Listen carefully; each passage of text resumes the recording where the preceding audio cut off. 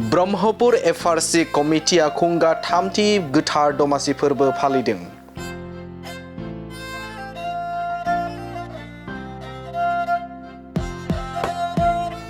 नंगौ दिनै गोथार मागो दमासि फोरबो। गोदो गोदाय आजै आजौमोननि समनिफ्रायनो फालिबोनाय बे गोथार मागो दमासि फोरबोखौ आसामनि थागिबि सुबुंफोरा गुबुन गुबुन जायगाफोराव फालिबाय थादों।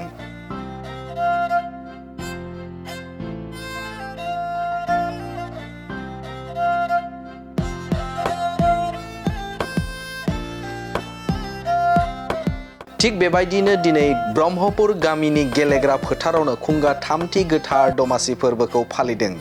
ब्रह्मपुर FRC कमिटिया थांनाय 2 बोसोरनिफ्रायनो गोथार मागो दमासि फोरबोखौ फालिबोदों आरो देग्लायबो थामथि खेबनि थाखाय फालिदों। ब्रह्मपुर नर्थ, सनापुर, सापागुरि आरो थाइसुगुरि जथाय मागो दमासि फोरबोखौ गाजा गोमजायै खुंफुंदों।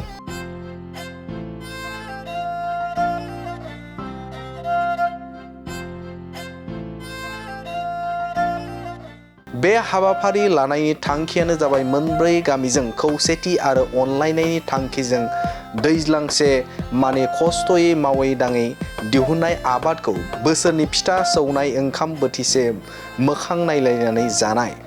बे मागो दमासि फालिनाय हाबाफारियावनो गाहाय आलासि महरै अरुणाचल हादरनि नाबाम निकि आरो बुंथिगिरि महरै कार्तिक नार्जारी आरो गोबां ओनसोलनि मेलेमजिबि बिथांमोनहा बाहागो लाफैदों। बे दमासि फोरबो फालिनायाव लाइमोनफोरनि इयुनखौ नोजोर होनानै थुनलाइयारि बादायलायनाय आरो गेलेमु आयदाबो लाफानाय जादोंमोन।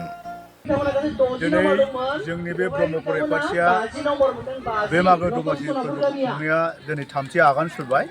बेखौ खुंनायनि गुबै मोन्थोरानो जाबाय जोंनि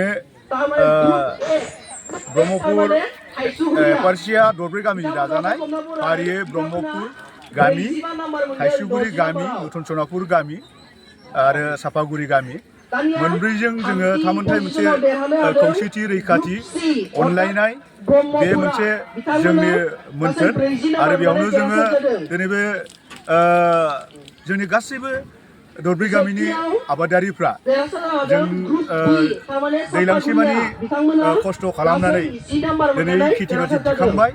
बेखायनो आगु फोरबोनि जुगनिफ्राय खुंबोबाय थानाय जादोंब्लाबो दिनै जोङो मडार्न जुगाव दानि इयुन जेनेरेसनखौ लाफानानै जोङो दानि फोरबोखौ जोङो एसे जौस्राङाव दरब्रैजों खौसे जानानै जोंनि इयुन जेनेरेसननि गथ' गथायनि मोजां थामोनथायनि मोजां कालसारनि थाखाय सिन्था धारना खालामनानै जोङो दरब्रै गामिजों नैबे मागो दमासि फोरबोखौ जोङो दिनैसिम थामथि खेब बे हाबाफारियाव लाबोनाय जादों। जोंनि मोन्थोरा बेखिनियानो। दिनैनि बे हाबाफारिजों बे मेलनि गेजेरजों मा हाबाफारि लाफानाय जादों? जोङो बे हाबाफारिजों गिबियाव जोङो जोंनि दरब्रै गामिनि साब सिखन जोङो ब्रह्म समाजनि मानसि जों बेयाव धोरोमखौबो जोङो खुलुमफादों। थामथियाव जोङो जोंनि दरब्रै गामिनि बे मागो फोरबोनि नामै गांसे प्लेट हस्टिं खालामनाय जादों। बेयाव जोङो प्लेट हस्टिंआव गाब होदों गुफुर जियाव सोरगिदिं जोंनि बर' हारिनि हाजोआरि आगर आर'नाइ आरो गेजेराव खाम, सिफुं, सेरजा, सिफुं बेफोर दङ। जोङो गोदोनिफ्रायनो बर'नि गामिया बा बर'नि कालसारफ्रा बे खाम, सेरजा, सिफुं बेफोरजोंनो जथा बेफोरजोंनो गोमनायखाय जों बेखौ लाफादों। आरो लोगोसे गाहायाव जोंहा थांखि दंफायो जोंहा जोंनि बे गोदान बोसोरनि गोदान फिथाइ जिथुनाखि सौराइ, फिथा, दाखुरा बेफोरबायदिखौ जोङो बे प्लेटआव लाफादों। जों बेफोरजोंनो मोनसे गोदान बोसोरनि गोदान रंजानायजों गोदान फिथाइ जानायनि आहारखौ जोङो बे फोरबोआव जोङो लाफादों आरो ओमफ्राय बेबायदिनो खौसेथि जोंनि गथ' गथाय इयुन जेनेरेसननि सोलोंथाइ सोंगाब बादायलायनाय, सर्ट स्पिच बादायलायनाय, बिदिनो बाथ्रा दान्थेलायनाय गोबांथार दङ। जों मावफुंनो हायाखैबाबो फुटबल बादायलायनाय, बिदिनो मेथाइ खननाय, मोसानाय बेफोरखौ जोङो दिनैनि समाव थामथि बार जों लाबोगासिनो दङ आरो साक्सेस जायाखैबाबो जोङो बेखौ लाफागासिनो दङ। हानाय समाव जोङो मावबोगासिनो दं आरो दा उननि समावबो जों बेखौ मावबाय थागोन होननानै दिनैनि समाव आङो बेखेवनानै बुंथिनानै होबाय आरो। गाहाय आलासि हिसाबै सोरखौबा हांख्रायहरदों नामा? गाहाय आलासि हिसाबै जोङो AP अरुणाचल प्रदेशनि पापुमपार डिस्ट्रिक्टनि नाबाम निखि नाबाम बाबुखौ जोङो लेंहरनाय जादों आरो बेयावनो जोंहा थांनाय नैथि बाराव हांख्रायनाय गाहाय आलासि हिसाबै हांख्रायजानाय बे नैथियाव बेबो जोंहा पाबुमपार डिस्ट्रिक्टनि दैमुगनि इउनिभार्सिटिनि गाहाय एसिस्टेन्ट अफिसार